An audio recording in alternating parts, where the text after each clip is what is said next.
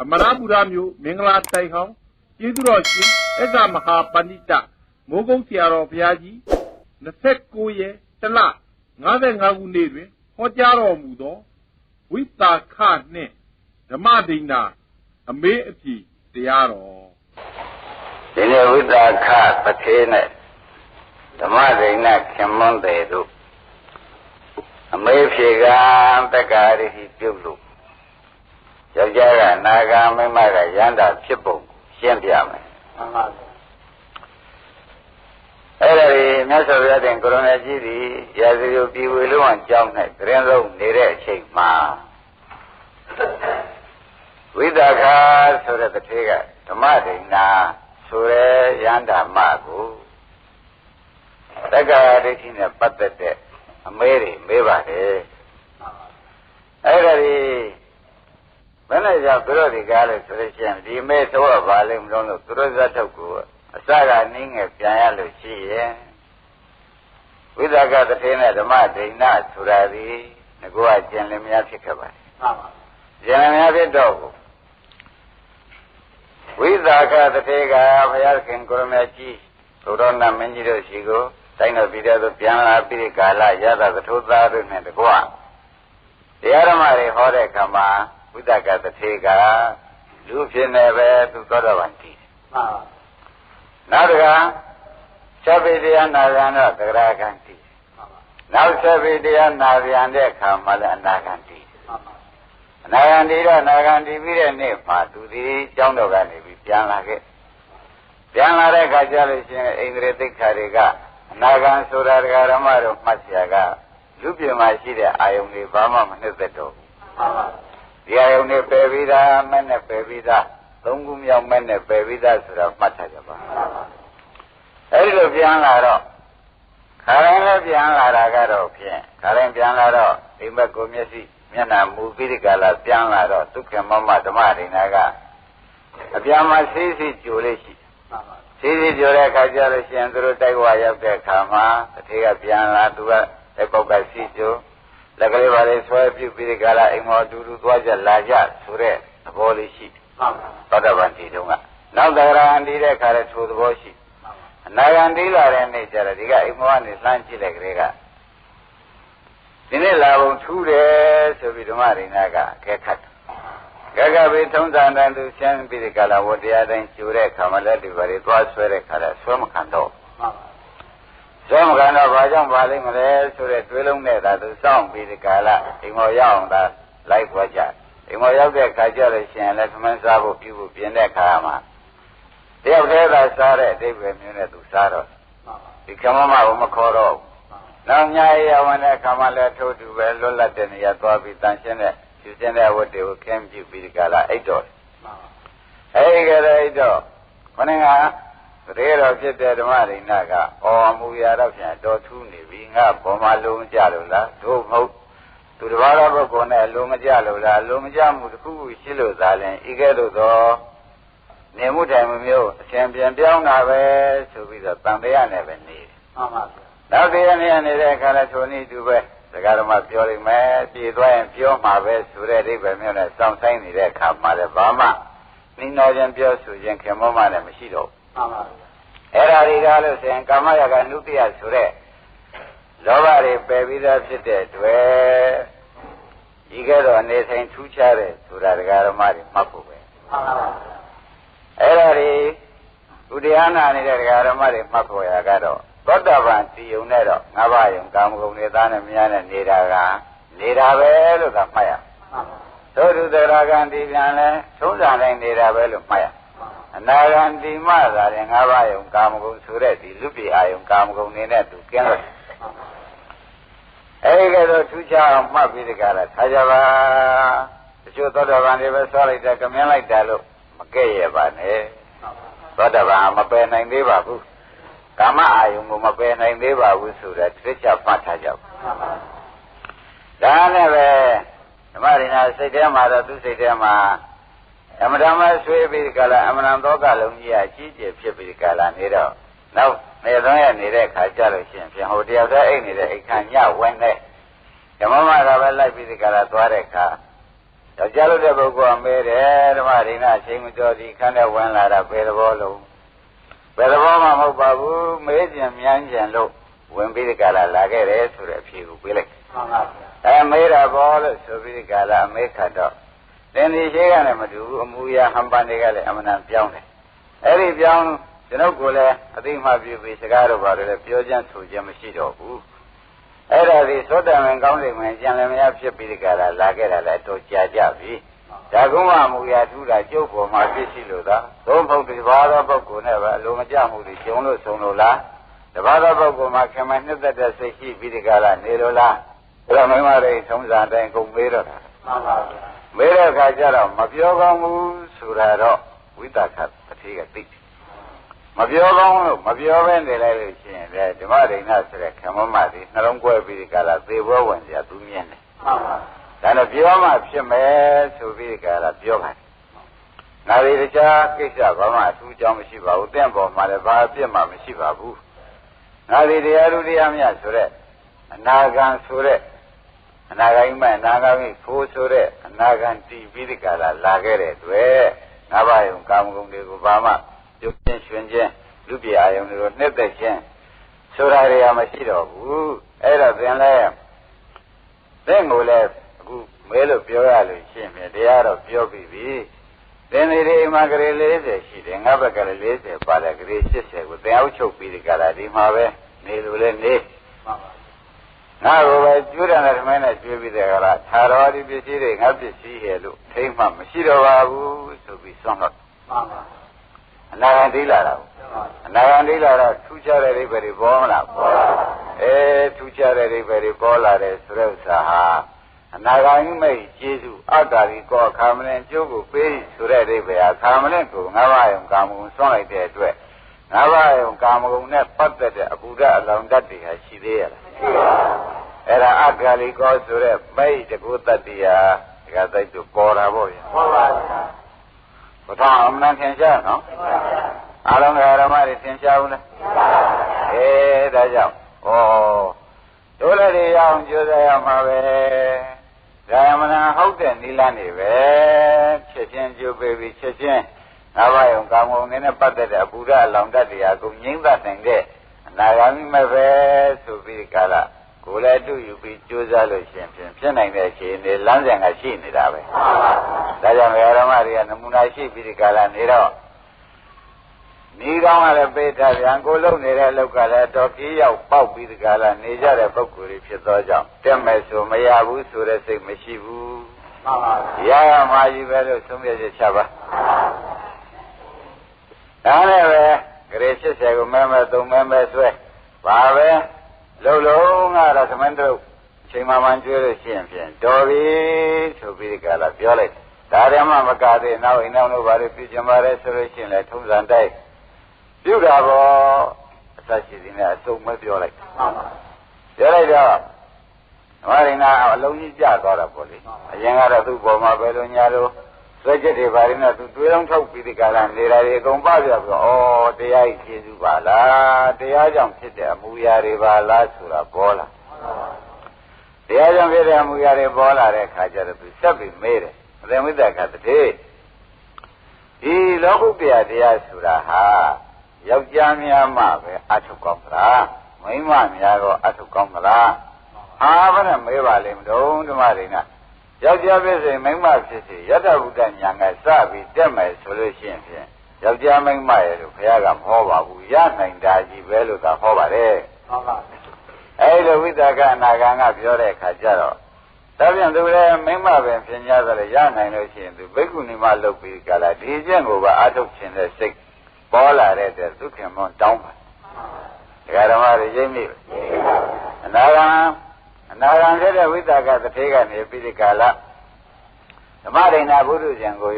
မိမပင်ပြင်ကြသလိုယတ္ထဗုဒ္ဓညာကစပြီးဒီကာလတက်မယ်ဆိုလို့ရှိရင်ဖြင့်ဘဒ္ဓဗမေရာဂနာဂံယန္တာဆိုတာဖြစ်နိုင်တာကြီးပါပဲဘုရားကယောက်ျားမိန်းမ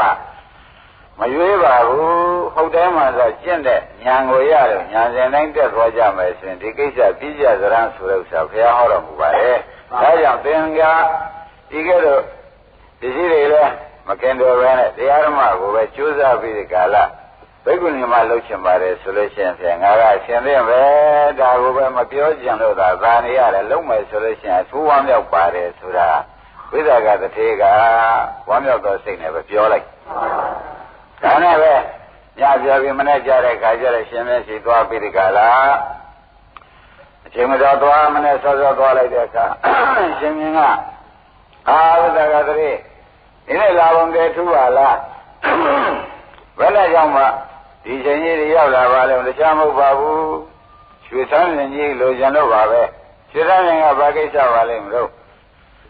ကျွန်တော်ဤကမ္မမဓမ္မရိနာကဘိက္ခုနီမလှုပ်ဖို့ရသူသဘောတူတယ်လို့မင်းညာကပြောတဲ့တဲဘိက္ခုနီမထံကိုရွှေသန်းရင်နဲ့ထမ်းပြီးဒီကလာပို့ဖို့ပါပဲဟာရပင်ယူသွားရှင်မင်းကလည်းရွှေသန်းရင်ကြီးဆွမ်းတော့ပြီးဒီကလာပေးလိုက်ပေးလိုက်ပြီးဒီကလာဆွေရမျိုးတွေနဲ့တခါတည်းဘိက္ခုနီမဖြစ်ရွတ်ဆောင်ဖို့ရာနန္ဒရေနဲ့ချိုးပြုပြီးဒီကလာတမန်ရှင်းနဲ့ဘိက္ခုနီမကြောင့်ရွှေတန်းကြီးနဲ့ထမ်းပြီးဆွေရမျိုးတွေနဲ့တိုက်ဝိုင်းပို့ကြတာပေါ့ဗျာမှန်ပါဗျာပို့ကြပြီးဘိက္ခုနီမလှုပ်ဘိက္ခုနီမလှုပ်ပန်တော့လေတရားဓမ္မတွေကတော့နေရာကျပါရဲ့နာရတယ်လည်းနေရာကျပေါင်းသိမ်းရတယ်လည်းနေရာကျပါရဲ့တို့တော့ဘုံတံမခံနိုင်ပဲဖြစ်နေတယ်ဘုံကဘာလို့ဆိုတော့သေကရဆိုတော့မိတ်တွေသင်္ဃတွေဆွေတွေမျိုးတွေအလုံးစုံကတကားတဲ့ကုညီတောက်ပံပေးကြကံကြလူကြဒါတွေအကံပိရိကာရနေရတာနဲ့ပဲရတဲ့တရားလေးဘိက္ခုနီမလှုပ်ပြီးတောင်းမှပဲပွားများခြင်းကမရပဲဖြစ်ဒါနဲ့ပဲသူဆရာဘိက္ခုနီမပြောပြီးကာလဝေးတဲ့တောတစ်ခုသွားပြီးတရားထုတ်လိုက်ပြီးဒီကာလတရားထုတ်တော့ကိုပါရမီရင်တန်တဲ့ပုဂ္ဂိုလ်လည်းဖြစ်ပြန်ဆန္ဒကလည်းပြင်းပြပြန်ဖြစ်ပြန်တော့တရားကလည်းနာပြီးသားဖြစ်နေပြန်တော့သောတပန်ရာဂအနာဂံယန္တာကြောင့်သူဖြစ်လာဒီပရိသမိရပတ္တဆိုတော့အကုန်ပြီးတယ်အဓိပ္ပာယ်လည်းရတာအဲဒါကြောင့်သူဒီယံကိစ္စဖြင့်ပြီးပြီဆိုပြီးဒီကာလရာဇယုပြီးပဲပြန်လာတယ်ပြန်လာတော့သူခင်မန်းတယ်အောင်းဖြစ်တယ်ဝိသကတထေကပြန်လာတယ်လို့ကြားတယ်ရက်ကလည်းတိုးလိုက်တာမိမ့်မစိတ်မဟုတ်ပထမကပြုံးနေ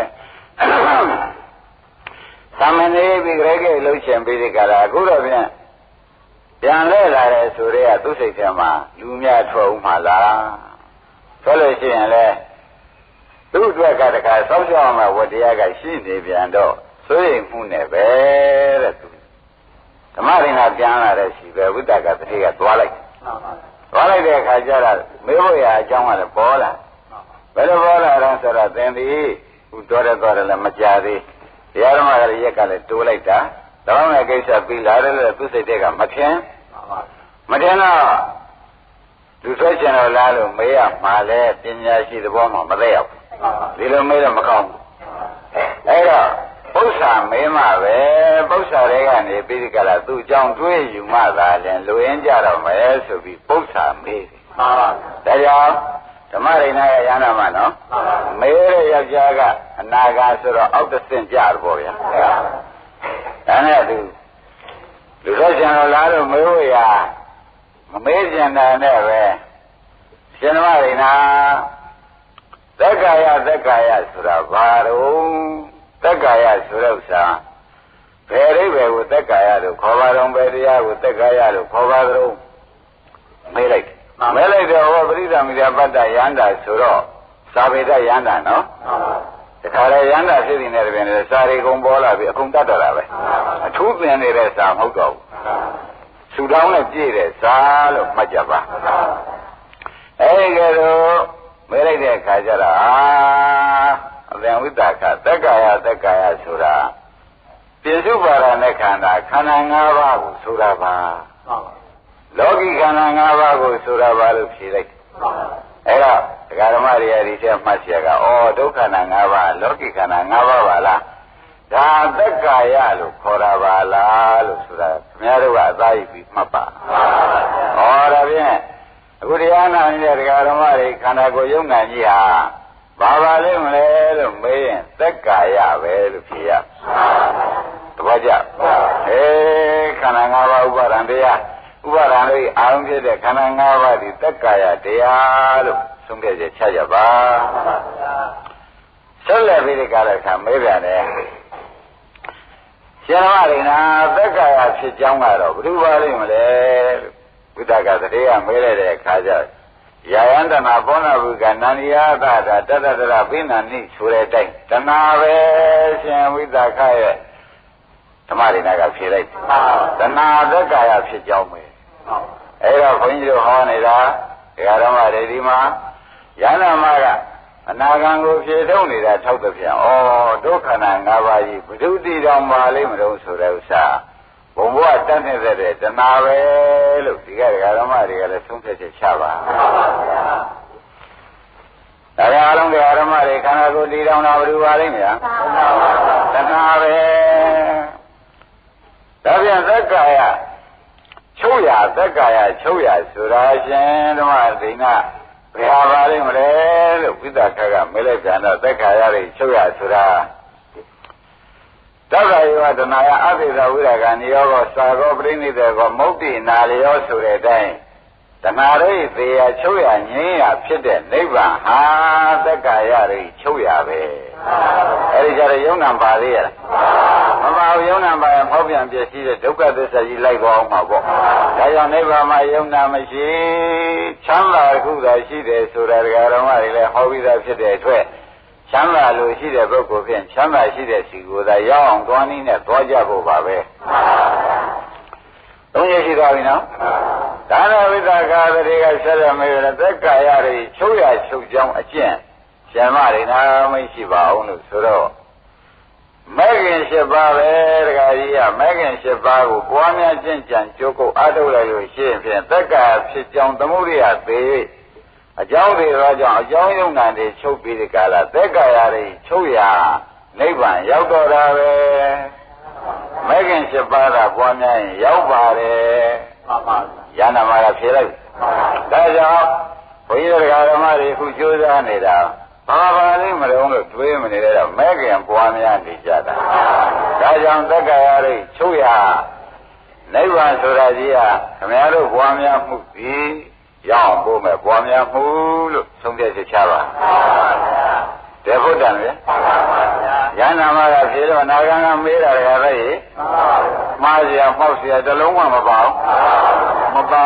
ဘူးနောက်ဆုံးပြီဘုရားကဘုရားရှိသေးဆုံးပါလေဦးမယ်ဝိသကရောက်ပါလေဦးမယ်ရောက်တဲ့အခါကျတော့ဘုရားကလည်းထောက်ခံချက်ပေးပါလေဦးမယ်ဝေးပေးပါလေဦးမယ်ဘုရားကလည်းထောက်ခံချက်ပေးပါလေဦးမယ်ဒါနဲ့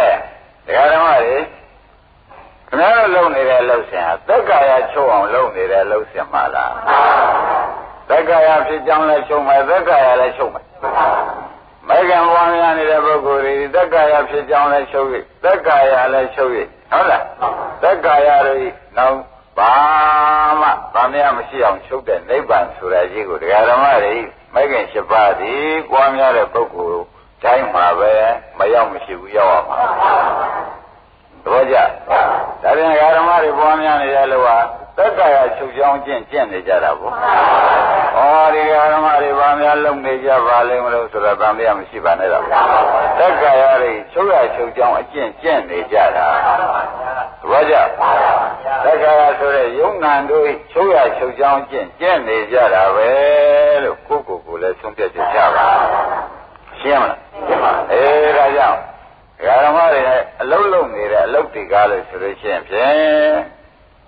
တကယ်ရဟန္တာဖြစ်တဲ့အလုပ်တကယ်သောတာပန်သရဂံနာဂံဖြစ်တဲ့အလုပ်ဖြစ်ပြီးဒီကာလနေသောကြောင့်ဒုက္ခသိငြိမ်းတဲ့အလုပ်ဟာဒုမဂ္ဂင်7ပါးပွားများနေတဲ့ယုံနာဖြစ်တဲ့ပုံမှာပွားများနေတဲ့အလုပ်ပါလားလို့ဆိုပြီးယုံကြည်ကြည်နဲ့ကြိုးကြိုးစားစားလုပ်ပါယုံကြည်နဲ့ကြိုးစားလုပ်ပြီးဆိုမှဖြင့်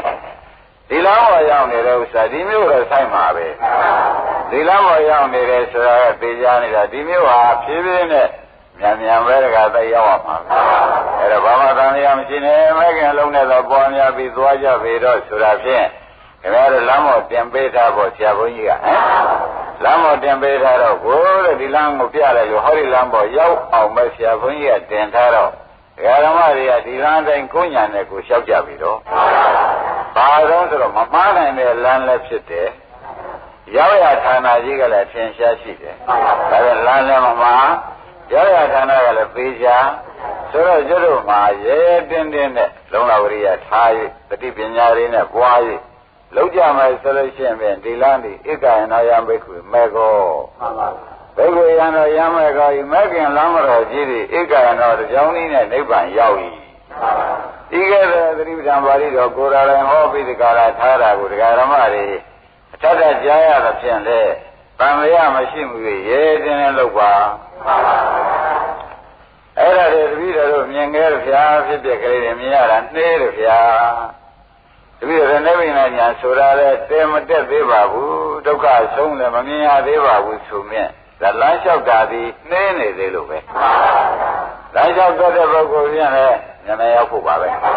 အဲ့ဒါကတော့ကေပါရမီမှမချပါနဲ့တို့ပါရမီမှရှိရလားမရှိဘူးလားဆိုတဲ့တွေးလုံးတွေဒကာဓမ္မတွေကအရန်တွေးပြီးဒီကာလအလုံးနောက်ဆုံးမဲ့တွေးလုံးမလားရှိပါနဲ့သေးသေးချာချာဒီလမ်းပေါ်ရောက်လို့ရှင်မြင်ဒီခေးပေါက်ပြီးဒီကာလဒီနေရာရောက်အောင်မယ်ဆိုတာဓမ္မရိဏဝိသကာဖြင်းမြန်ဖြင့်၎င်းဘုရားသခင်ကိုရမေဤသတိပဋ္ဌာန်ပါဠိတော်၌ကိုတော်တိုင်းဟောသည်ဖြင့်၎င်းကျတော့ယုံကြည်စိတ်ချနိုင်တဲ့အချက်လက်သက်သေသာကတွေကဖြင့်ဘာမှမလိုတော့ရှင်းရဒါကြောင့်ဘုန်းကြီးတို့ဓမ္မတွေ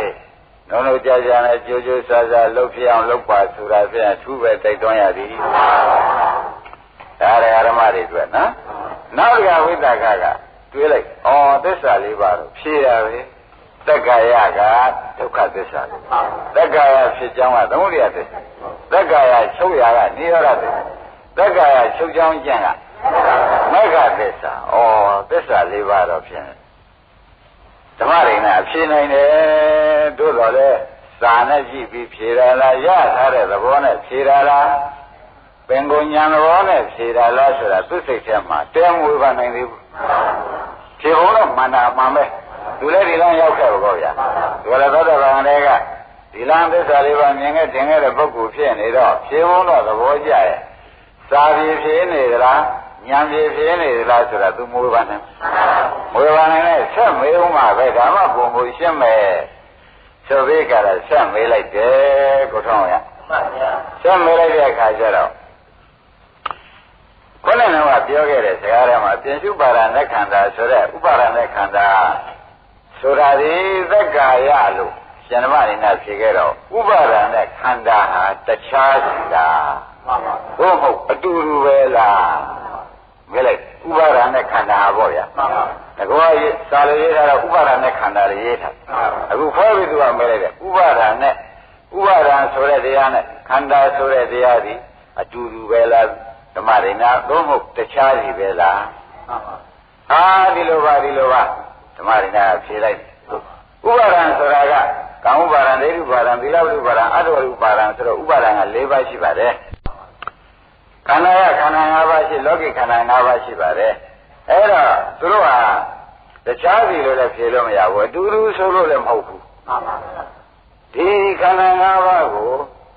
ဥပါဒံဆိုတဲ့တရားနဲ့နှစ်သက်ပြီးဒီကရာနေခဲ့လို့ရှင်းဖြင့်ဒါဥပါဒံနဲ့ခန္ဓာဖြစ်တာပဲမနှစ်သက်ခဲ့လို့ရှင်းဖြင့်ဥပါဒံနဲ့ခန္ဓာမဖြစ်ဘူးဒီလိုဖြေလိုက်မတည့်ထူးကြပါလားတည့်ထူးကြပါလားဆိုတာဓမ္မတွေဘုန်းကြီးရှင်းပြကိုယ်ခန္ဓာ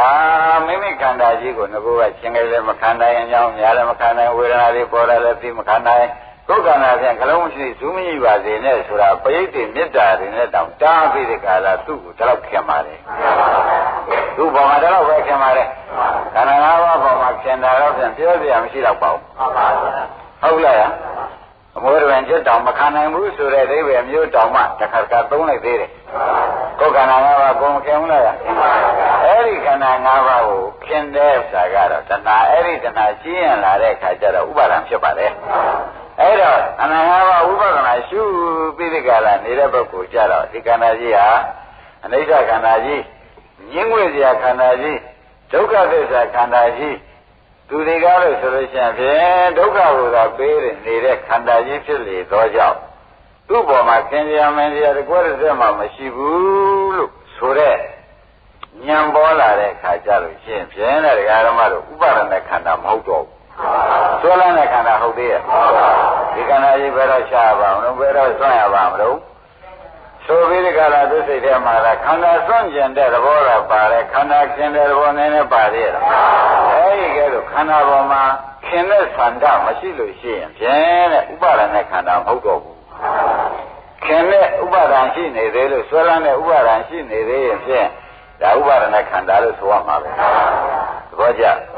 ကြောင့်ဒကာဓမ္မတို့လုံးလုံးနေတဲ့ခါကျတော့ပထမရှိဥစွာဖြစ်ပြမြအောင်ကြိုးစားပါလို့ဆရာဘုန်းကြီးက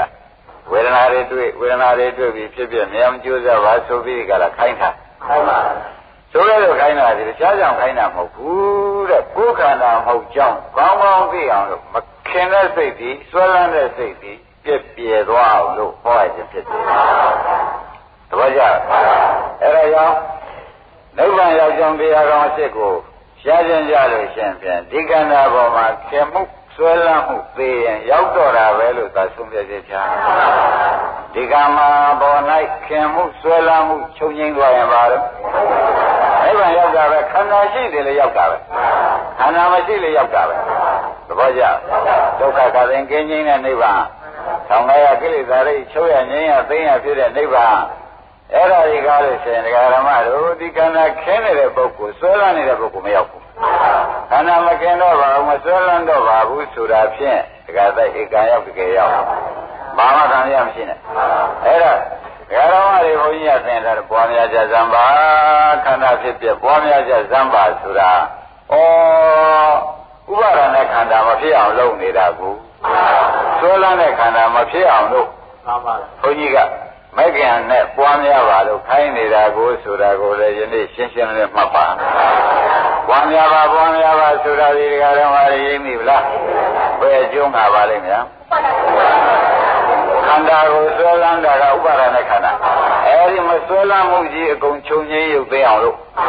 ဆွဲလန်းစရာမရှိတဲ့ဥစ္စာကိုဆွဲလန်းပြီးဒီကလာနေသောကြောင့်မဆွဲလန်းရအောင်လို့ညံသွင်းပေးလိုက်တဲ့အခါကျတော့ဆွဲလန်းတဲ့တဏှာဥပါဒကချုပ်တဲ့အခါကျတော့ဟိုတဲ့ခန္ဓာကြီးရှိပြီးဒီကလာနေ냐တဲ့ကျွတ်တို့ခန္ဓာကိုဆွဲလန်းတဲ့တဏှာဥပါဒချုပ်တဲ့အတွက်သောပါရိသေသနိဗ္ဗာန်ဆိုတာရောက်ပါတယ်ဘုရားဗောဓိပင်နဲ့ရွှေပလင်ပေါ်မှာငါနိဗ္ဗာန်ရောက်တယ်နိဗ္ဗာန်ရတယ်ပြောတာခန္ဓာရှိသားပဲတို့တော့ဒီခန္ဓာသူမဆွဲလန်းဘူးဆွဲလန်းနေရမဆွဲလန်းတဲ့တွေ့နိဗ္ဗာန်ရောက်နေတာပဲအာယုံသွားပြင်မြဲနေတာပဲဆိုတာအာရုံတရားဓမ္မတွေကဆုံးဖြတ်ချက်ချလာတယ်ရှင်းမလားဒါရင်ဒါဖြင့်ဥပါဒณะခန္ဓာကြောင့်ဥပါဒณะခန္ဓာနဲ့ဟာဆွဲလန်းရင်ဒီဥပါဒณะခန္ဓာဖြစ်မှာပဲမဆွဲလန်းရင်ဒါကြောင့်ဥပါဒณะခန္ဓာနဲ့ဟာတခြားစီလားအတူတူပဲလားဆိုတော့တခြားစီလည်းမဟုတ်ဘူးအတူတူလည်းမဟုတ်ဘူးဆွဲလန်းလို့ရှိရင်ဖြင့်ခန္ဓာနဲ့ဥပါဒณะတွေကားလို့ဆိုလို့ရှိရင်ခန္ဓာကအာယုံဆွဲလန်းတဲ့ဥပါဒณะအာရမဏိကဖြစ်နေတာပဲတဲ့နောက်ဥပါဒနာဉာဏ်တွေမဉာဏ်တွေနဲ့ဖြတ်တောက်ချလိုက်တဲ့အခါကျတော့ဆွဲလန်းတဲ့တဏှာသေးတဲ့အခါကျတော့ဥပါဒณะခန္ဓာမဖြစ်တော့ဘူးအနုပါဒณะခန္ဓာဖြစ်တော့တယ်သဘောကျဒါပြန်ဓမ္မတွေအထုတ်တဲ့အခါကျတော့ဒုဘယ်ရှင်တွေရောက်မှကိစ္စပြီးမှပါလိမ့်မလို့မေးတဲ့အခါကျတော့အထုတ်စဉ်တိုင်းအထုတ်လို့ခန္ဓာပေါ်မှာဘာမှမငဲ့မတွေ့ပဲနဲ့တဲ့ဒုက္ခသစ္စာနှိမ့်ဆက်တဲ့ခန္ဓာကြီးပဲမဲဖြင့်ခင်တွယ်နေလို့အပူပဲဆိုတဲ့မဉ္ဇဉ်တွေဝင်လာလို့ရှိရင်ဒါခန္ဓာပဲရှင်ရတော့လေဥပါဒณะခန္ဓာမဟုတ်တော့ဘူးဟုတ်လားဆွဲလန်းတဲ့ခန္ဓာမဟုတ်ဘူးမဆွဲလန်းတဲ့ခန္ဓာထုံးစံရထားတဲ့ခန္ဓာသာဖြစ်တော့တဲ့သူ့အတွက်ကြောင်းကြစိတ်ဖို့ခန္ဓာမဟုတ်တော့ဘူးသူ့အတွက်စိတ်ပြာပါရကတ်တဲ့ခန္ဓာရောအဲဒီလိုဖြစ်အောင်လို့တကယ်တိုက်တွန်းနေကွာကိုတော်အောင်တို့ကဒီခန္ဓာရှိပင်ရှိ냐တော့လည်းမဆွဲလန်းပဲနဲ့တဏှာဥပါဒံချုပ်သွားမယ်ဆိုရင်ဒါခန္ဓာရှိ냐တော့လည်းဒီပုဂ္ဂိုလ်နိဗ္ဗာန်မျက်မှောက်ပြုနေတာနိဗ္ဗာန်ရတာပဲခန္ဓာရှိရနေတဲ့နိဗ္ဗာန်အဲဒီလိုသုံးပြချက်ချလိုက်တော့မှကောင်းပြီလားဥပါဒณะခန္ဓာရှင်းသွားပြီနော်ဒါနဲ့သုံးပြချက်တော့သူကောင်းကောင်းတော့မချသေးဘူးဝိသကကသူကမ္မမသူတို့ကျွန်တော်ပြန်လာကြလားအခုမေးတာတွေကဖြင့်မေးတဲ့အတိုင်းဖြေလိုက်တာတွေကဖြင့်တကယ်ပဲပညာရှိသဘော ရိယာသဘောသက်ရောက်နေပြီတို့ဆိုမေးတဲ့လက်စနဲ့ပဲဆက်မေးဦးမယ်အကုန်စင်သိရအောင်ဆိုပြီးယမဓမ္မရိနာသက်ကာယဒိဋ္ဌိသက်ကာယဒိဋ္ဌိဆိုတာကိုရှင်းပြစမ်းပါသက်ကာယဒိဋ္ဌိသက်ကာယဒိဋ္ဌိဆိုတာတခြားမဟုတ်ပါဘူးတရားကြီးဟာသက်ကာယဒိဋ္ဌိဆိုတဲ့ဥစ္စာကရုပ်ကိုငါဖြင့်ဝေဒနာကိုငါဖြင့်ပညာကိုငါဖြင့်သင်္ခါရဆိုတဲ့စေနာတွေငါဖြင့်စိတ်ကိုငါဖြင့်အဲ့ဒီလိုအကြောင်းနာမှာမရှိအရိယာတို့ကိုမိဝဲရှိကတဲ့ပုဂ္ဂိုလ်လည်းမဟုတ်ဆရာသမားကောင်းစီမှာလည်းသုတ္တမရနဲ့ကြောင်းနာမှာလည်းမရှိတဲ့ပုဂ္ဂိုလ်ကလည်းရုပ်ဟာငါပဲဝေဒနာငါပဲပညာရောငါမှတ်ထားတာငါစားကောင်းတယ်ငါခန္ဓာအဲ့ဒီကဲတော့ငါစိတ်ဆိုပြီးကြလားရုပ်ကိုငါဝေဒနာငါပညာငါသင်္ခါရကိုငါဝိညာဉ်ကိုငါဆွဲလို့ရှိရင်ဖြင့်အဲ့ဒါသက္ကာဒိဋ္ဌိပါပဲသဘောကျကြသက္ကာဒိဋ္ဌိဆိုတာခန္ဓာ၅ပါးငါတင်လို့ရှိရင်ခန္ဓာ၅ပါးငါတင်တဲ့ဒကာဓမ္မတွေမှန်လို့ရှိရင်ဖြင့်ဒါသက္ကာဒိဋ္ဌိဆုံးဖြတ်ချက်ချာသဘောကျအဲ့တော့ဒီသက္ကာဒိဋ္ဌိကဘာတော့လို့မေးတဲ့ခါကြလို့ရှိရင်ရုပ်ကိုငါတင်တယ်ဆိုလို့ရှိရင်ဖြင့်ဒကာဓမ္မတွေငါကလည်းဟောပြီးသားဖြစ်ပြီးဒီကရနေတော့ရုပ်နဲ့ငါနဲ့ဟာတပါးလည်းမနေဘူးလားရုပ်ဟာငါပဲရုပ်သည်ပင်လည်းငါပဲဝေဒနာသည်ပင်လည်းသင်ညာသည်ပင်သင်္ခါရသည်ပင်စိတ်သည်ပင်အကုန်ငါလောက်ထားတယ်အဲဒီတော့ငါလောက်ထားလို့ရှိရင်ဖြင့်ဒကာဓမ္မတွေဓမ္မရိနာဝိသကာမဲထဲမှာဘုန်းကြီးကဖြစ်ဆွပြီးထည့်ရလို့ရှိရင်အဲ့ဓာတွေကားလို့ရှိရင်ဖြင့်ဥစ္စေရဒိဋ္ဌိရုပ်ကိုငါထင်ဝေဒနာငါထင်ပညာငါထင်ဟုတ်လားသင်္ခါရငါထင်ဝိညာဉ်ငါထင်ပါတဲ့သက္ကာဒိဋ္ဌိတော့သက္ကာဒိဋ္ဌိပဲသက္ကာဒိဋ္ဌိတဲမှာမှသက္ကာဒိဋ္ဌိကခြေစည်းပြုလိုက်တဲ့အတွက်ဥစ္စေရဒိဋ္ဌိကြောင့်ဖြစ်သွားဘာဘယ်နဲ့ကြောင့်ဥစ္စေရဒိဋ္ဌိပဲကုသက်သွားရသလုံးဒါသိကမေခွန်းထုတ်လို့ရှင်းဖြင့်ရုပ်သေးရင်ငါပြောက်တယ်ဒါတော့ဘာမှအကုန်ပြောက်သွားတဲ့အိဗယ်မရောက်ဘူးလားနောက်ဘာဖြစ်သေးတယ်ဆိုတဲ့အိဗယ်လာသေးလားအဲ့ဒါကြောင့်ပြတ်သွားတဲ့သဘောယူလိုက်သောကြောင့်သူဥစ္စေရဒိဋ္ဌိဒါကြောင့်ဥပမာအရင်ကဟောခဲ့ပါတယ်ဒကာဓမ္မတွေမင်းနဲ့အယောင်မကွဲတဲ့ပုဂ္ဂိုလ်ဖြစ်မင်းတွေအယောင်ချုပ်တာပဲဆိုတော့မိကပူတာအယောင်ကလင်းတာမဟုတ်လားဒကာဓမ္မတွေအဲ့ဒါသူကတသားလေးယူထားမင်းနဲ့အယောင်တူတူပဲလို့ယူထားဘာကြောင့်ယူတော့ဆိုတော့မိသေးအယောင်သေးတာပဲဒါကြောင့်မိသေးအယောင်သေးတာပဲဆိုလို့ရှိရင်ရုပ်သေးငါသေးတာပဲယူလိုက်သဘောကျအဲ့ဒီကတော့ယူလိုက်တော့ဗာရိတိတဲ့သက်ဝင်သွားဥစ္စေရဒိဋ္ဌိတဲ့သက်ဝင်သွားပြီတဲ့ဒါကဒကာဓမ္မတွေနားလည်မှုအတွက်တရားထည့်ပေးခြင်းဖြစ်တယ်ကောင်းပြီဒါဖြင့်ရုပ်ကိုငါထင်ရင်သက္ကာဒိဋ္ဌိပဲဒီသက္ကာဒိဋ္ဌိဟာဥစ္စေရဒိဋ္ဌိနဲ့အတူတူပဲဒကာသိရှင်းမှာဒီသက္ကာဒိဋ္ဌိကဘာမှလိမ့်မလားဥစ္စေရဒိဋ္ဌိနဲ့အတူတူပဲတဲ့ယူပါအတ္တတော်သုံးလို့ယူပဝန္တဝါအတ္တနာဆိုတဲ့ဥစ္စာကတော့ရှိသေးတယ်ဘယ်လိုရှိတုံးဆိုတော့ဝေဒနာနဲ့ပဲသွားကြပါစို့ဝေဒနာငါတင်လဲသက္ကာဒိဋ္ဌိနော်ဝေဒနာနဲ့ငါနဲ့ဒီကားလို့ရှင်ရောနေလို့ရှင်ပြဝေဒနာလည်းချုပ်ရောသူငါလည်းသိတာပါပဲဆိုလို့ရှင်ပြန်ဥစ္စေရဒိဋ္ဌိပဲသေချာပြေးတော့တာပဲကြည့်ဘူးလားဒါကြောင့်ဒကာဓမ္မတွေဘုန်းကြီးတို့ကသင်ထားတော့ဝေဒနာရှုတဲ့ဒကာဓမ္မတွေဝေဒနာဒုက္ခဝေဒနာဒုက္ခဝေဒနာဥပ္ပခဝေဒနာလို့ဝေဒနာသုံးမျိုးရှိတဲ့နဲ့ကဒကာဓမ္မတွေညာနဲ့တဲ့ပြီးဒီကရာပေးလိုက်ပြီးဆိုမှပြန်ညာနဲ့တဲ့အောင်ဒါဝေဒနာနဲ့တဲ့လိုက်ဆိုမှပြန်ဖြတ်ခနဲ့ပြက်ပြက်သွားတာမြင်လိုက်မြင်လိုက်ဘူးလားအဲ့ဒါငါမပိုင်ငါမဆိုင်လို့ပြက်တာမသေးကြဘူးလားအဲ့ဒါဝေဒနာကိုငါလို့ယူသေးရလားမယူတော့ဘူးအနတ္တလို့ယူလိုက်အနိစ္စဒုက္ခအနတ္တလို့ယူလိုက်တယ်ဒါကြတဲ့အဲ့ဒီလိုဘုန်းကြီးတို့ဒကာဓမ္မတွေကြတော့ဒီကဲတော့ညာနေဆရာဘုန်းကြီးကပေးထားတဲ့အခါကျတော့သက္ကာဒိဋ္ဌိဖြစ်သေးရလားဥစ္စေရဒိဋ္ဌိကိုဖြစ်သေးရလားဒိဋ္ဌိဆင်သွားတယ်ဒါကြောင့်ဖြစ်ဖြစ်ရှုတဲ့ဒကာဓမ္မတွေကြတော့ဝေဒနာဖြစ်ဖြစ်ရှုတဲ့ဒကာဓမ္မတွေကြတော့ဒကာရဖြစ်ဖြစ်ရှင်းသားတယ်ဖြစ်ရှင်းသားတယ်ပြတ်သွားတာမြင်လိုက်တော့ဝေဒနာတွေငါမပိုင်ငါမဆိုင်တဲ့အတိတ်ပဲရှင်းမတော့ဘူးဝေဒနာငါလို့ဆိုလို့ရသေးတယ် ရင်တော့ငါနာတယ်ဟုတ်လားငါကောင်းတယ်ငါအလတ်စားရှိတယ်လို့ဝေဒနာငါထင်နေလိုက်သေးအခုတော့ထင်သေးရဲ့လားညာနဲ့ရှုလိုက်တဲ့အချိန်ကျတော့ကသိပြက်သွားတာလေးပျောက်သွားတာလေးမမြင်ရတော့ဘူးအဲဒါကြောင့်ကျွတ်တို့မာဒီတို့ပျောက်သွားတာမြင်တဲ့ဓမ္မမှန်လို့ရှိရင်ဖြင့်သက်္ကာရိတိကပြုတ်တယ်ဒါငါမဟုတ်ဘူးအတ္တမဟုတ်ဘူးအနတ္တပါလားဆိုတဲ့ဥစ္စာကမပြောဘဲနဲ့ပြီး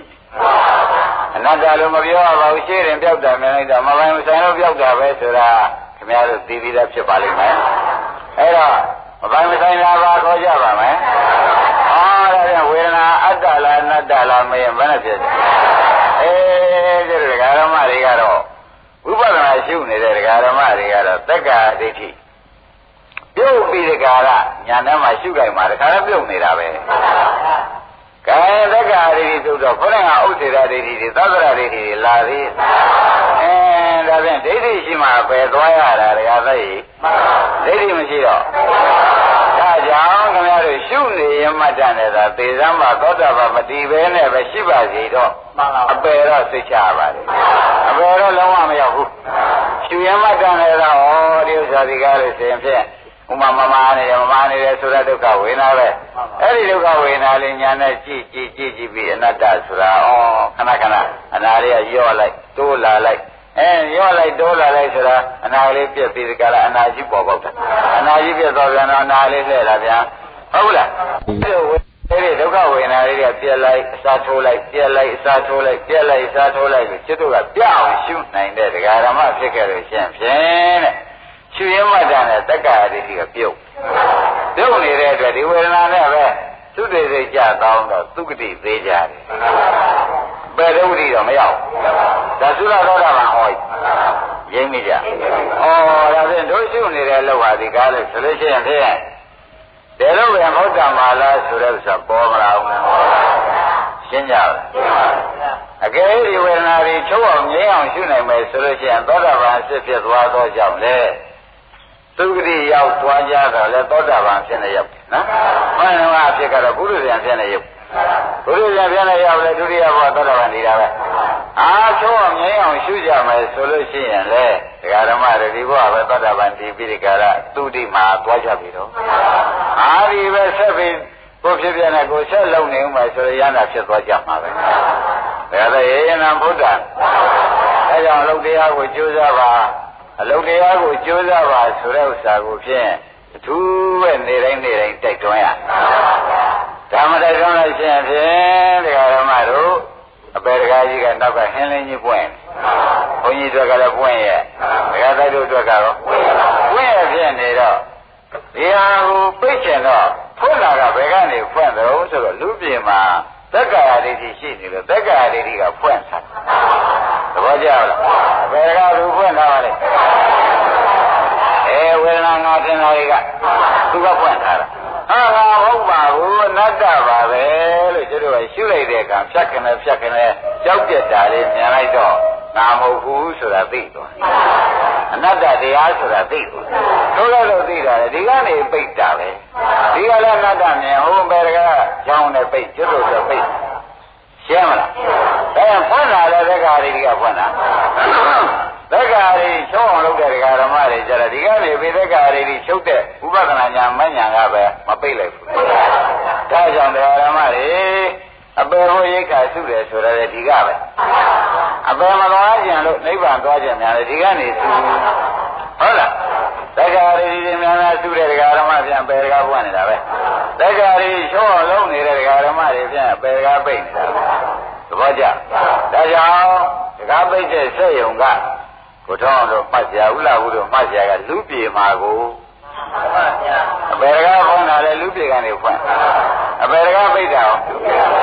လူပြေကနေပြီးဒီကလာအနတ္တရှုပြီးပိတ်လိုက်လဲလုံသွားတာဒါပြန်ကလိုက်ဘာငယ်ကျဒါကြောင့်လူပြေဆိုတာဘဝဒါနာဆိုပြီးကလာဖယားနတ်ပြေမပွင့်ဘူးဗျာအပေဒကာပိတ်ခြင်းလဲဒီကနေပိတ်ပေးမှာပဲ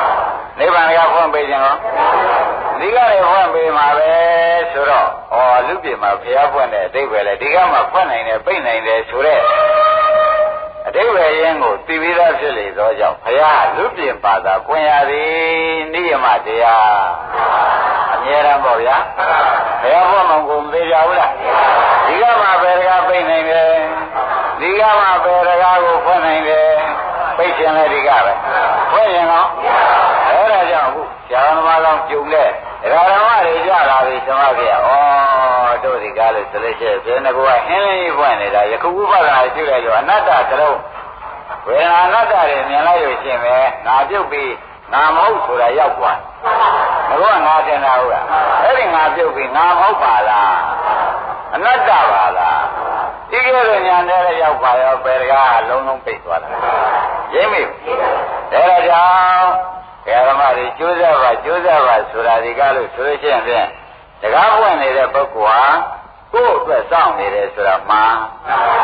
တကားပိတ်ပြီဆိုလို့ရှိရင်သွားစရာပဲမရှိတော့ဘူးဆိုတာပါဒါကြောင့်ဒါတွေကိုတော့ဖြင့်ခုလိုလဲတရားနာခုလိုလဲပွားများမှသိရတယ်။နောက်လို့ရှိရင်ကိုပြုထားတဲ့ဒါနာတွေကိုစောင့်တည်ထားတဲ့သီလလေးအကုပ်ပြီးတော့ဘယ်တကားပိတ်နေတယ်ဆိုတော့သက်္ကာရရှိနေတော့ဘယ်ကတော့ပိတ်မှာတော့ပွင့်ဟင်းလင်းပေါ့ရင်းမရလား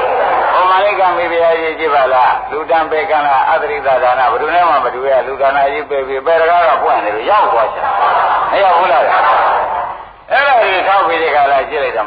သက်္ကာရပြုတ်မှသာလေဘယ်တကားပိတ်ပါလားဆိုတာယနေ့ထူးခြားခြားမှတ်ရပါတပည့်ကြမာလိကလည်းထောက်လိုက်တော့တကားလည်းမသေးကြဘူးလေသူဒီဒါနာနဲ့သာဘယ်တကားကိုပိတ်နိုင်ပါတယ်ဆိုရင်သူရောက်เสียရှိသေးရဲ့ဒါကြောင့်သူတို့ကအကူအညီထောက်ပံ့ပေးတဲ့တရားတွေပဲဆိုတာလည်းဆုံးဖြတ်ချက်ချရမယ်ဟုတ်လားဒါရင်ဒါဖြင့်ဓမ္မတို့တက္ကာရီရှိတဲ့ကာလပတ်လုံးပြင်ရင်အေးပြီးဒီကာလမနေလိုက်ပါနဲ့အောင်ဆိုတဲ့ဥစ္စာကဘုန်းကြီးကပြောရတယ်အနတ္တကြာကြာနာပေါက်ပြီးအနတ္တဆုံးနေတာအောင်ဒါလိုက်ပြအောင်လိုက်ကြပါဆိုတာကိုယ်တကားကိုပိတ်ပြီးကာလကိုမသွားရအောင်လို့ကိုယ်လောက်တာပါဆိုတာသိကြသွားမသိကြဘူးလားဘုရားအေယမလံဗုဒ္ဓံနော်အဲ့ဒီတက္ကာရီတွေမဲပြီးဒီကာလ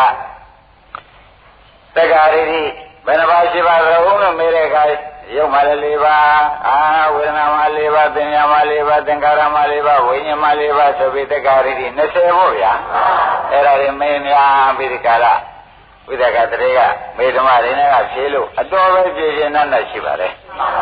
နောက်ကြတော့သူမေးပြန်ဗာမေးပြန်ကြတော့ဆိုတော့တက္ကာရချုပ်အောင်ဘာနဲ့လုံးမှချုပ်မှာတော့ဒီဒိဋ္ဌိတွေချုပ်အောင်ဘာနဲ့လုံးမချုံပါတော့ဆိုတော့ဒကာကြီးငါကပြောခဲ့တာပဲမဲခင်7ပါးပွားများတပည့်ကြဒကာကြီးချုပ်ကျင်တယ်သိကျင်တယ်ဘယ်ကပိတ်ကျင်ပါလဲဆိုပါလို့မဲခင်7ပါးကိုယုံနာပေါ်ကြည့်ပြီးပွားများပါဇက်ကအောင်းနေတယ်တော့မဖြစ်ဘူးယုံနာပေါ်ကြည့်ပြီးကြတာမြင်နေလို့ရှိရင်ယုံနာလေးတွေမခိုင်းတာမမြဲတာစိုးမရတာမပိုင်တာမဆိုင်တာတွေ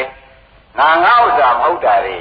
ခင်ဗျားတို့ညာနဲ့ကြည်ပြီးဒီကလာနေတာဒီပွားများမှုပါပဲသိမိလားဘယ်လိုကမဆိုပါဘူးနော်ဘယ်ကဆိုတာကရတာတဲ့ဇာမမဲမှုတာဖြစ်တယ်ညာနဲ့မြင်ပြီးဒီကလာထပ်ပြန်တယ်လည်းမြင်တဲ့အမြင်ကိုပွားများမှုလို့ဆိုသည်ဘုရားရှင်း납ပလားဒါရဲ့ဒါနဲ့တက္ကရီချုပ်အောင်မဲခင်7ပါးဒါပြန်မဲခင်7ပါးကိုဘယ်လိုများဝေဖန်ရပါသလဲလို့ဆိုပြီးကြလားဝိသကတတိယမေးပြန်တော့ဓမ္မရိဒကဖြေရှားတာပေါ့ဗျာမဲခင်7ပါးမှာလည်းတကယ်ကြီးသီလမဲခင်3ပါးသမာဓိမဲခင်3ပါးပညာမဲခင်က2ပါးရှိတယ်အဲ့ဒီလိုမဲခင်ဒီလိုဝေဖန်ရတယ်အမနန်တက်ပါလားသမာဝါစာသမာကမ္မနာသမာဓိဝဆိုတာသီလမဲခင်တကယ်ကြီးသမာဝါယမဆိုတဲ့သမာဓိသမာသမာဓိဆိုတဲ့သုံးခုကသမာဓိမဲ့ခင်ဟုတ်လားသမာဓိသမာသင်္ကပ္ပကပညာမဲ့ခင်အဲ့လိုဝေဖန်ပြလိုက်တော့ဒါဖြင့်မဲ့ခင်7ပါးပွားများနေတဲ့ပုဂ္ဂိုလ်မှာသီလသမာဓိပညာစုံလို့ပါလားဒါကြောင့်ဓမ္မတွေအချိန်အတိုင်းပွားများလို့ရှိရင်သီလဆောက်တည်ပြီးသားသမာဓိတည်တော်ပြီးသားပညာနဲ့ရှုပြီးသားဆိုတဲ့အဓိပ္ပာယ်ဟာတကယ်တည်းတစ်ချက်ကုန်3ချက်ပြတ်ဖြစ်သွားတယ် ငါတို့ပွားများနေတဲ့အချိန်မှာသီလလည်းလုံးနေသမာဓိကလည်းတည်လို့မြင်တာပေါ့ဗျာမတည်ရင်ဖြစ်ပြမြင်မှာအဲ့တော့သီလသမာဓိဆုံးတော့မြင်တာကပညာထည့်လိုက်တော့ဟုတ်လားသီလကလုံခြုံပြီးသားသမာဓိကတည်ကြည်ပြီးသားဖြစ်ပြမြင်တာကပညာဆိုတော့သီလသမာဓိပညာဆိုတဲ့မဲ့ခင်7ပါးကစုံသွားတော့ကြအဲ့ဒီကတော့မဲ့ခင်7ပါးစုံပြီးဒီကလာသွားတဲ့အခါကျတော့ကိုတဲ့ခမရတို့ဒီမဲ့ခင်7ပါးဒီကားလို့ရှိရင်ကိလေသာမာရင်တော့ကိစ္စရီမဲ့ကောဆိုတဲ့ကိလေသာတတ်ပြီးနိဗ္ဗာန်ရသုသာသွားရတဲ့တရားပါကလားဆိုတဲ့ဥစ္စာသုံးပြချက်ချလိုက်အဲဒီတော့မဲ့ခင်7ပါးမေးဖြေလို့ပြီးဒီကာလရှင်းဆက်ပြီးဒီကာလမေးပြန်တယ်တဲ့ဘယ်လိုများမေးလိုက်တယ်ရှင်မဓမ္မရိဏ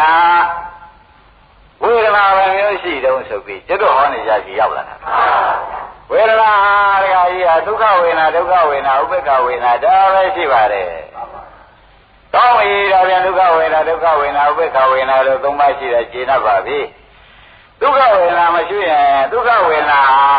ဘယ်လိုရှုရမှာတော့ဒုက္ခဝေဒနာဘယ်လိုရှုရမှာတော့ဥပေက္ခဝေဒနာဘယ်လိုရှုရမှာတော့ဆိုဒုက္ခဝေဒနာဆိုတာဖြစ်တော့ချမ်းသာတယ်လို့ပြတ်တော့ဒုက္ခပါပဲ။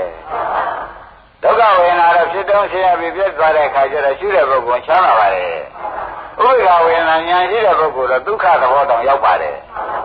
သဘောကျအဲ့ဒီလိုရှုလိုက်ပါဆိုတော့ဒုက္ခဝေဒနာလည်းခင်ဗျားတို့ဖြစ်ဖြစ်ရှိဦးပဲဒုက္ခဝေဒနာတော့ဥပေက္ခဝေဒနာဒါပဲရှုပါတဲ့ရှုလိုက်ပါတဲ့ဖြစ်ပြီးပြတ်တဲ့တရားပါပဲလမ်းဆုံးပါပဲဒီလိုဓမ္မရိဏကဖြေပြီးချမ်းမယ်လိုက်ကဲရှင်မတင်ဖြေတာအမှန်ကောင်းပါလေတကယ်နိဗ္ဗာန်ရောက်ကြောင်းစစ်တည်းဖြေပြီးဒီကလာနေတော့ရှေ့ဆက်ပြီးဒီကလာမေးလက်စားနဲ့မေးရရုံဆိုပြီးဝိသကတည်းကမေးချင်အဲ့ဒီဒုက္ခဝေဒနာရှုတော့ဘယ်နုတ္တရသေးသလုံးဒုက္ခဝေဒနာရှုတော့ဘယ်နုတ္တရသေးသလုံးဥပေက္ခဝေဒနာရှိတဲ့အခါဘယ်နုတ္တရသေးသလုံးဆိုတော့အာရဂကြီးဒုက္ခဝေဒနာရှုရင်လောဘသေးတာပေါ့ကာမရာဂနုတ္တရသေးတာပေါ့ဒုက္ခဝေဒနာရှုတော့ဒေါသပရိက္ခသေးတာပေါ့တခါကြီးကဥပေက္ခဝေဒနာရှုတော့မောဟသေးတာပေါ့ဒါတွေဘုန်းကြီးတို့ကဒကာဓမ္မတွေအခုဟောက်တယ်ချပြီးဒကာလာပေးတယ်လားရိမ့်မိပလားဒါပရိသမိရပတ္တယန္နာမကဖြေတာဆိုတော့ဒီတရားတဲခိုင်လုံးတဲ့တရားပါလား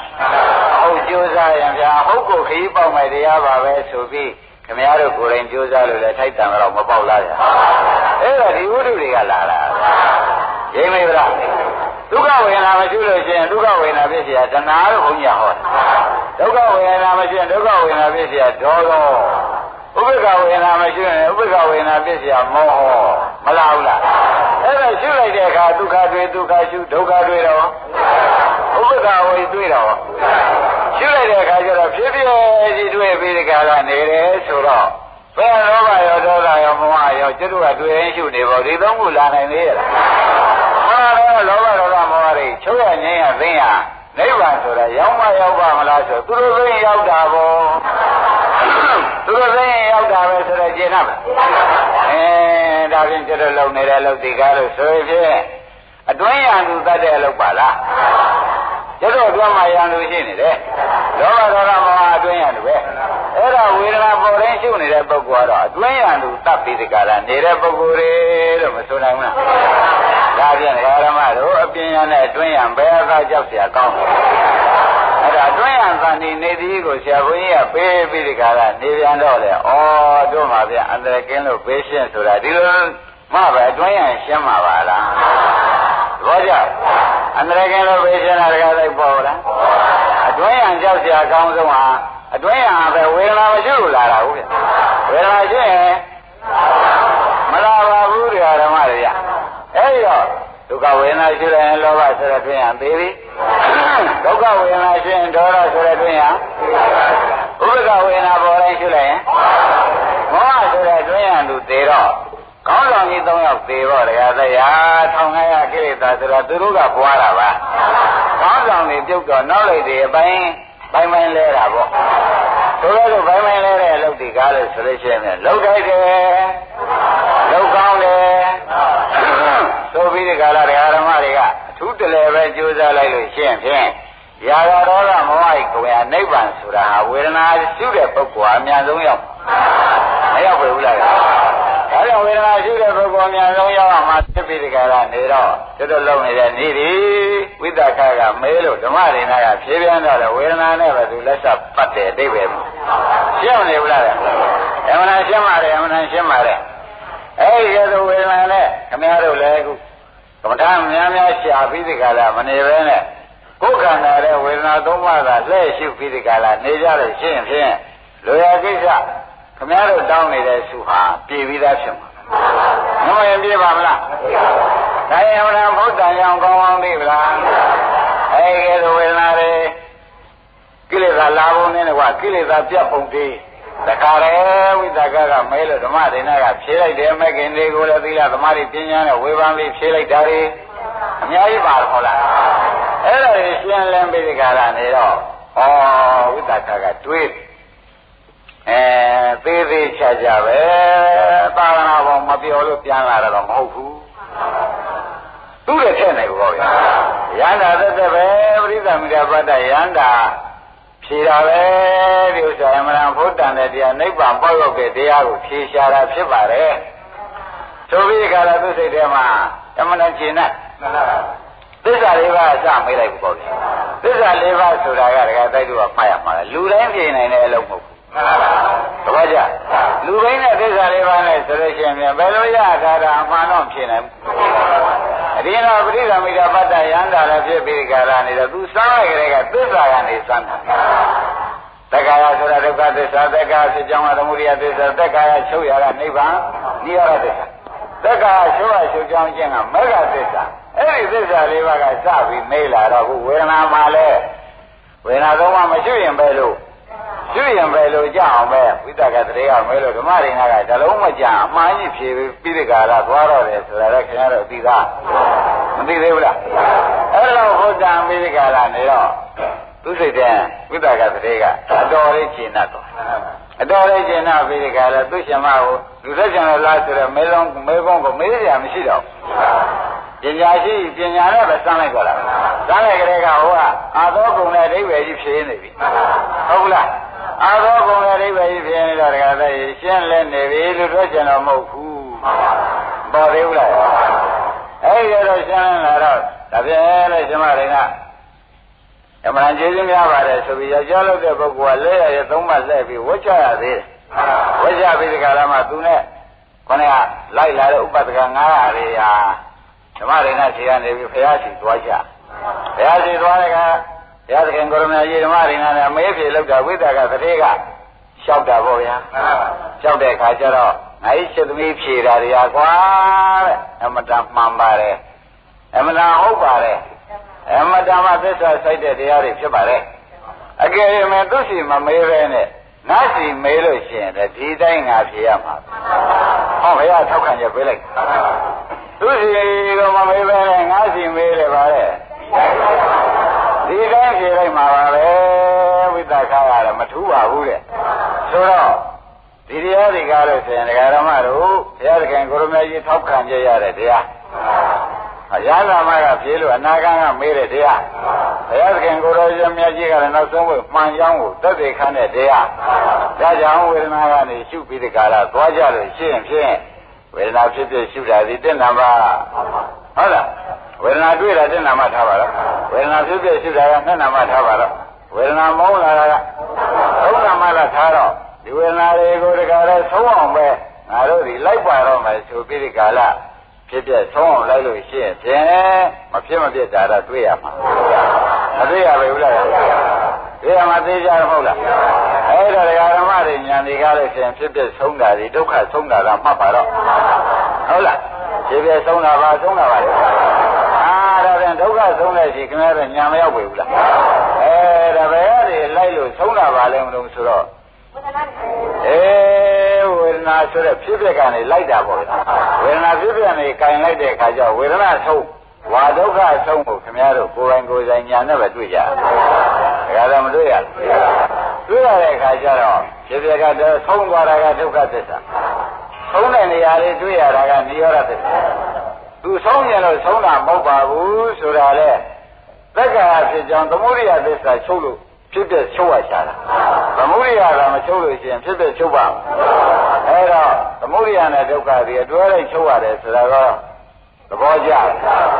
အဲ့တော့ကျွတ်တို့မှာဘာကြံရပါလိမ့်မလို့မေးတဲ့ခါကျတော့တက္ကရာချုပ်တဲ့နေရာရဲ့တက္ကရာချုပ်တဲ့နေရာမြင်တဲ့မခင်ရဲ့ဒါကြလိုက်ဒါပဲမကြံရဘူးလားအဲ့ဒီကဲတော့ကြံတဲ့ခြားဒါသည်နိဗ္ဗာန်မက္ခသဆိုတဲ့တိုင်နိဗ္ဗာန်ကမက်ကျေးဇူးပြုတာမထင်ရှားဘူးလား